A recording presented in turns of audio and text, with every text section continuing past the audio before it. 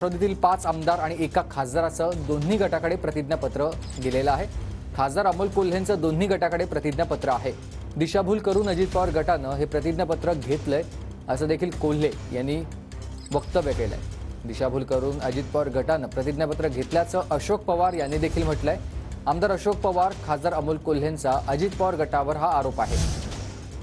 अक्षय मनकनी माझे सहकारी आपल्यासोबत जोडले गेलेत अधिक माहिती देण्यासाठी। अक्षय, सुमित, खरं तर निवडणूक आयोगाने राष्ट्रवादी पक्षाचं चिन्ह आणि नाव जे आहे ते आता संपूर्ण अजित पवार गटाला दिलेलं आहे। आणि खरं तर सर्वच ज्यावेळेस दोन गट निर्माण झालेले होते त्यावेळेस राष्ट्रवादी पक्षातल्या 5 आमदारांनी दोन्ही पक्षाकडे अफिडेव्हिट जे आहेत, प्रतिज्ञापत्र जे आहेत ते भरलेलं होतं। परंतु त्या 5 आमदारांमध्ये चेतन तुपे, किरण लामटे, राजेंद्र शिंगणे आणि मानसिक नाईक आणि अशोक पवार अशी ही 5 आमदारांची नावं आहेत। आणि एक खासदार अर्थात अमोल कोल्हे यांनी दोन्ही गटाकडे अर्थात शरद पवार आणि अजित पवार या दोन्ही गटाकडे जे आहे ऍफिडेव्हिट भरलेलं होतं। परंतु शरद पवार गटाकडे काउंटर ऍफिडेव्हिट जे आहे ते खासदार अमोल कोल्हे आणि त्याचसोबत आमदार अशोक पवार यांनी देखील भरलेलं आहे। खरं तर काउंटर प्रतिज्ञापत्रात आमच्याकडून दिशाभूल करून अजित पवार गटाने प्रतिज्ञापत्र घेतल्याचा आरोप जो आहे तो अशोक पवार आणि अमोल कोल्हे यांनी शरद पवार यांच्याकडे जे काउंटर ऍफिडेव्हिट भरलेलं आहे त्यामध्ये